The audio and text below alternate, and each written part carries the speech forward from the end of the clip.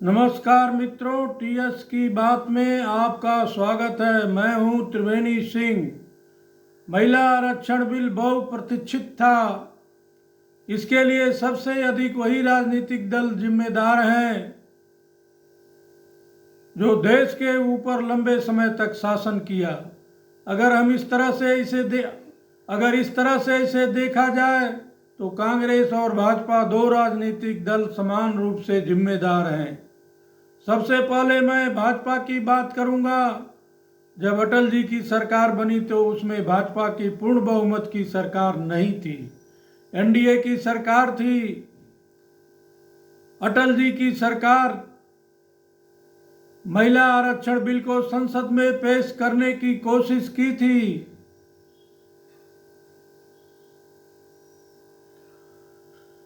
लेकिन so called OBC नेता ही इस बिल को मंत्री के हाथ से खींचकर फाड़ दिया था।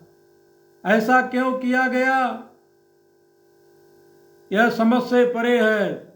दूसरे कार्यकाल के लिए अटल जी के नेतृत्व में एनडीए चुनाव में गया लेकिन हार गया तथा यूपीओ को चुनाव में विजय मिला।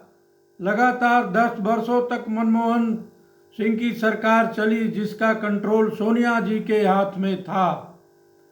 तो उसे पास क्यों नहीं कराया गया, यह भी एक विचारणीय प्रश्न है।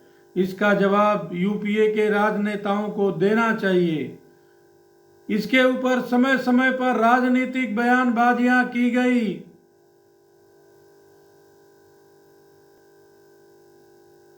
लेकिन उसको निष्ठा के साथ पार्टी लाइन से हटकर कभी भी कोशिश नहीं की गई। मोदी जी के नेतृत्व में एनडीए का 2 टर्म 2024 में पूरा होने जा रहा है। इन दोनों कार्यकाल को देखा जाए तो कई ऐतिहासिक फैसले हुए हैं, जैसे नोटबंदी, जीएसटी, जम्मू कश्मीर में अनुच्छेद 370 एवं 35A को हटाया गया, राम मंदिर बनने का रास्ता प्रशस्त हुआ। यह सब फैसले क्रांतिकारी हैं। इस पर विपक्षी दलों की अलग अलग राय राजनीतिक कारणों से है, लेकिन यह जो काम हुए हैं वह भारत के विकास एवं भारत की अखंडता के लिए एक माइलस्टोन साबित हो रहा है।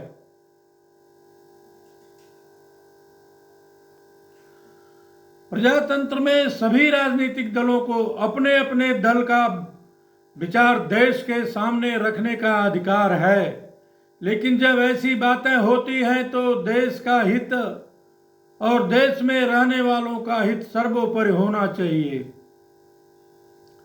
लेकिन ऐसा होता दिखाई नहीं देता है। देश के बहुसंख्यक हिंदुओं के आस्था का केंद्र भगवान राम के मंदिर के निर्माण पर भी विपक्षी गठबंधन का बोल भी आस्था के विपरीत थे। इससे सहमत नहीं हुआ जा सकता है। नए संसद भवन का निर्माण पर भी प्रश्न उठाए गए। नए संसद भवन में महिला आरक्षण बिल को पेश किया गया, इस पर भी राजनीति हुई कि इसकी क्या जरूरत थी।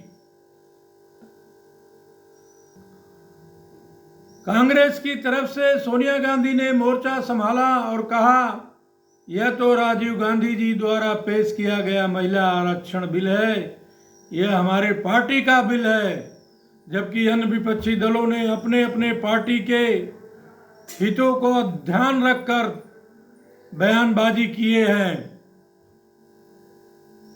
यह बिल दोनों सदनों से ध्वनिमत से पास हो गया, लेकिन उसे तुरंत लागू करने की बात की गई है जो संभव नहीं है, क्योंकि उसके लिए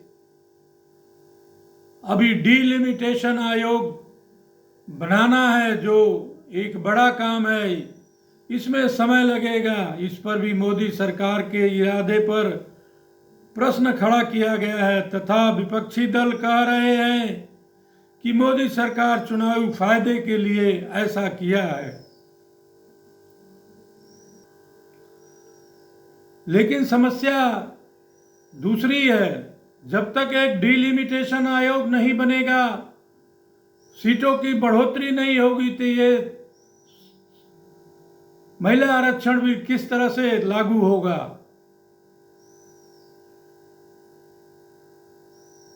महिला आरक्षण बिल एक है, लेकिन राजनीतिक गोलबंदी के कारण इसके पक्ष और विपक्ष के बोल अनेक हैं।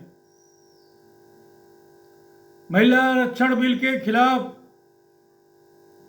सबसे अधिक अगर कोई रास्ता रोका है तो ओबीसी की राजनीति करने वाले मुलायम सिंह यादव, लालू प्रसाद यादव और शरद यादव ही थे। इन लोगों ने हमेशा इसके रास्ते में रोड़े अटकाए और रोध खड़ा किया, लेकिन एक समय जब करवट लेती है तो सब लोग उसको मस्तक होकर सलाम करते हैं। और यही संसद में बिल पेश होते हुए नज़ारा देखने को मिला, क्योंकि जो पार्टियां इसके विरोध में खड़ी थी वो चुपचाप इसके पक्ष में वोटिंग किया। इस तरह से संसद में, नए संसद भवन में ध्वनिमत से महिला आरक्षण बिल पास हो गया। प्रिय दर्शकों,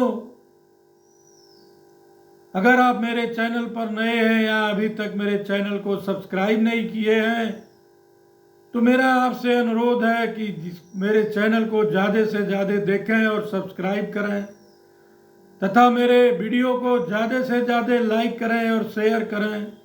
अगर आपका कोई कमेंट्स है तो हमारे साथ शेयर करें एवं बेल आइकन की बटन दबाना न भूलें, ताकि आगे आने वाले वीडियो का नोटिफिकेशन आप लोगों तक पहुंचता रहे। धन्यवाद।